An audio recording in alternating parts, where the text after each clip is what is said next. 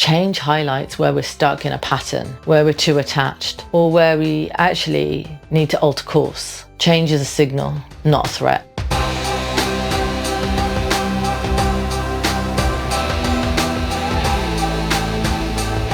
Welcome to the You and You podcast, hosted by me, Sanjiv. If you enjoy this episode, please hit the like button or share it with your friend. Your support means the world to me. In this podcast, we explore a new word or a phrase in each episode and how it's impacted my life and the journey I've taken with it. My hope is to offer you some insight and perhaps a bit of inspiration to help you navigate whatever challenges you might be facing. Today's word is change.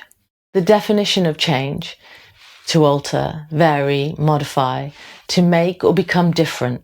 Change implies making an essential difference, often amounting to a loss of original identity or a substitution of one thing for another. Change is everywhere. We see it in a day, the morning, the afternoon, evening, the night, and we see it all across the year: winter, spring, summer, autumn. For me, early spring, even though it's glorious and the sun's starting to shine, it brings me with a lot of hay fever, as it has this year, and it slows me right down. I have to respect that as much as I can, and then the days get longer and I start to have more energy. And then the year starts to close again. Plants retreat, we go inward, and everything gets a bit slower. That's natural. And I think we forget that. There's always this rush that we feel like we have to kind of chase or be a part of. But we are part of nature, so it's okay to feel the shifts too.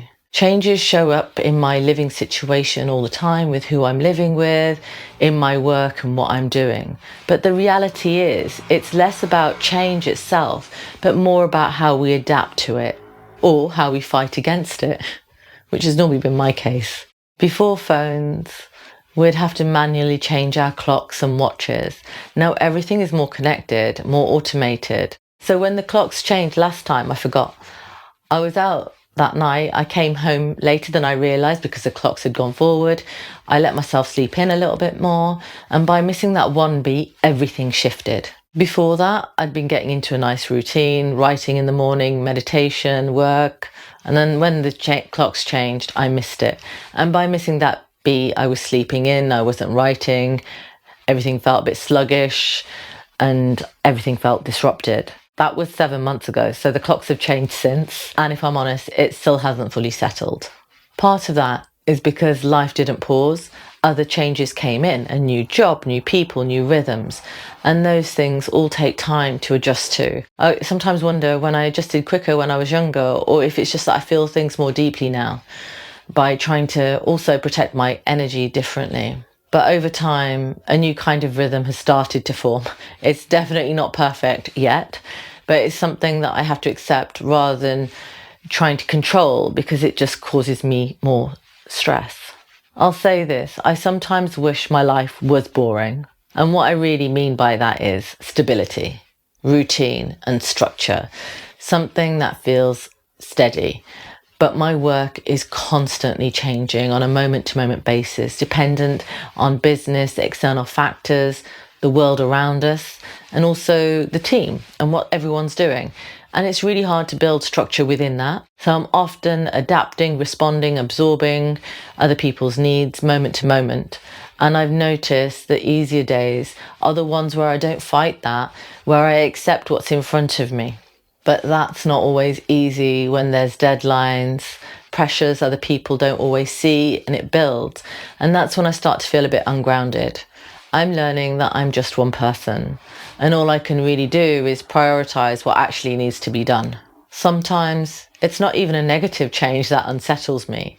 Even when I'm genuinely excited by something new, I can still unravel a little, because it's the excitement and the not knowing of the outcome, and that uncertainty is exhausting.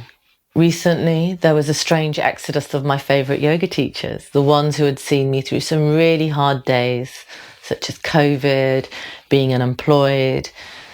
I saw the glimmers of new things starting for me. My development to where I am now, whether that is in my yogic practice or in my life. For 7 years, they were some of the most consistent people in my life. They're really lovely people. And they saw me when I was isolated and alone, even if they didn't know it. Seeing their familiar faces through the practice, it kept me grounded. It broke up the noise in my mind. When I'd go to practice, I would stop. The movement created shifts I couldn't create on my own. And even if it was just hi that I said when I went to practice, it meant something. Because sometimes they were the only people that I talked to. And so when they left, it was tough. I tried showing up anyway, and that was a good start, but it isn't the same. I'd lost the consistency and the routine that I tried to hold on to, even when everything else in my life was shifting. Outside of the trips to see my mum, which have been challenging in their own way, this was the one thing that has stayed steady through some really turbulent times. So when that went away, something underneath me shifted. And it wasn't about them leaving. It was about losing something that made me feel steady. I didn't really know about that. My connection to the area that I live in has loosened. There's a little bit more detachment. And I have to ask myself, does this feeling need to change? Or is it just something that I need to allow? Change feels unsafe because it disrupts our internal sense of stability, even when the change is positive.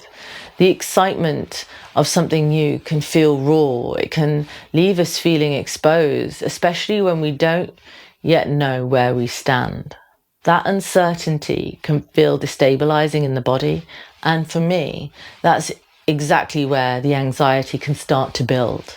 When something feels unsafe in the body, we naturally try to protect ourselves from it. What is it about change that makes you feel unsettled? Is it the change you're resisting, or is it the act of losing control of a system that you had in place? Is it linked to your identity, or does the change alter the predictability of everything that follows? Relationships are a major factor of how change shows up in our lives. They are the one place we cannot exert control because they involve another person. And when those changes happen, whether positive or negative, we normally question ourselves within that as well. The cause and effect can feel destabilizing. When I've lost a job, for example, that's always felt hard because it's usually had nothing to do with me. It might be about economics, about business needs. But the hardest times have been when I've injured my back or my ankles and I couldn't walk or exercise, because it can feel never ending, even though I've come to see those periods as moments of extreme burnout, where I genuinely needed to stop. This is a universal pattern. We find our sweet spot, a routine, a rhythm, everything runs, we feel great, and then something shifts. External, internal, it doesn't matter. We feel unsettled. We try to fix it, we try to rewind, but you cannot get back to the same point because you will have learned something new in the process. You will have grown. You will have changed. We aren't resisting the change. We're resisting what it takes from us. When I was younger, I would feel something and not realize it. I would blame my work, so I'd change jobs or my home. I did this a lot when I first moved to London. I compounded the effects of change. I went from somebody who understood themselves to be lucky, someone who was always landing on their feet, to a person that was demoralized by workplace bullying, assault, and 2 close deaths in the family within a short year. The compound effect of that was devastating. And I never gave it the time it needed to process that. It wasn't me that needed to change. Change isn't the issue. Our reaction to it is, and how we feel it, or try to make sense of it when we can't understand it. Change highlights where we're stuck in a pattern, where we're too attached, or where we actually need to alter course. Change is a signal, not a threat. If you have any Q&A for me, please send them to me, to my Instagram, DM me at Sanjiv Sangha. Thank you so much for listening. I hope you've enjoyed the episode. Please share it with a friend. Have a top-tastic day. Yay!